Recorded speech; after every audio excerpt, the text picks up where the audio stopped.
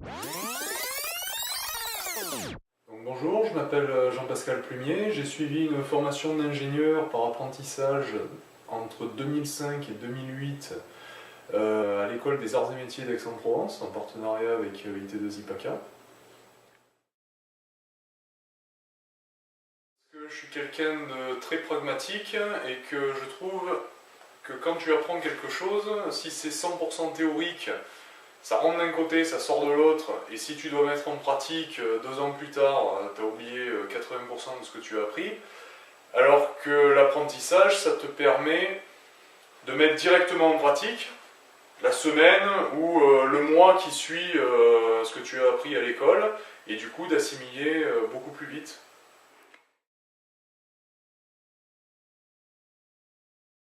Concrètement, cette formation m'a apporté un melting pot de connaissances, que ce soit au niveau technique comme au niveau managérial. Donc pas mal de gestion d'équipe, de management, de technique en tout genre, donc électricité, mécanique, électronique, et tout ce melting pot, j'ai pu m'en servir par la suite pour créer ma propre entreprise. Donc je suis sorti, j'ai été diplômé en 2008. Ensuite j'ai enchaîné sur une année de Master 2 en management général, parce que j'avais dans l'idée de créer ma société. Chose que j'ai fait en 2010, donc d'ailleurs je l'ai fait avec une collègue de promotion des arts et métiers. Donc on a créé en 2010 la société Ozo. L'activité s'articule autour des vélos électriques. En gros, notre concept, c'est transformer votre vélo en vélo électrique. Plutôt que d'acheter un vélo électrique clé en main, si vous avez un vélo chez vous, on peut l'électrifier. Donc en fait, on a voulu casser l'image du vélo électrique, qui est la plupart du temps un vélo de ville pour papy-mamie, pour aller chercher le pain le week-end. Nous, on a voulu donner, quel que soit le profil du client, que ce soit un sportif, que ce soit quelqu'un qui veut un vélo pour aller travailler ou quelqu'un qui veut un vélo loisir, il choisit sa motorisation et on lui équipe son vélo. Donc le concept est très simple, hein.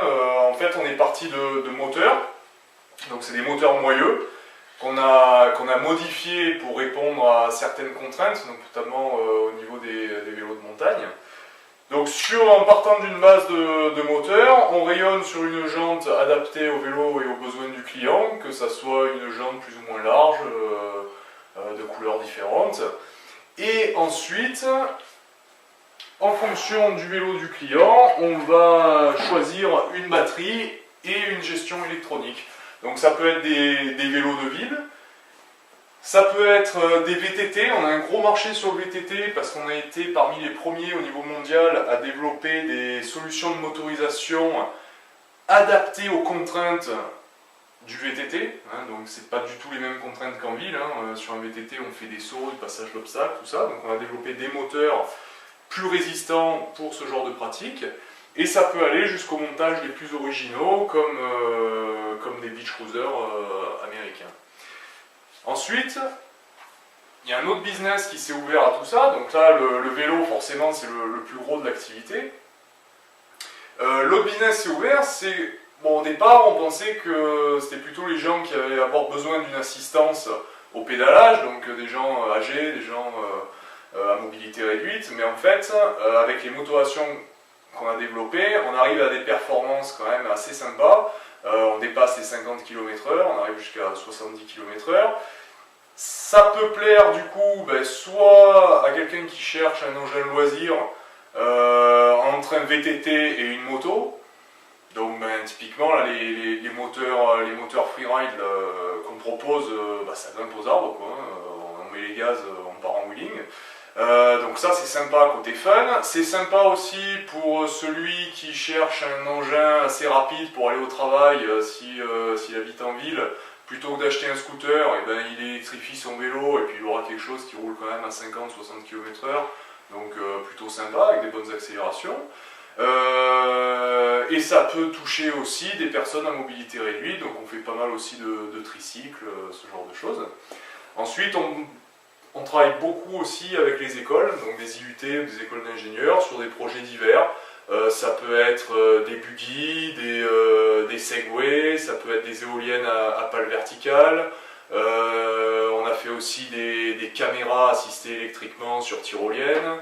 Enfin voilà, en gros, toutes les activités où il faut intégrer une motorisation et une source d'énergie qui est la batterie.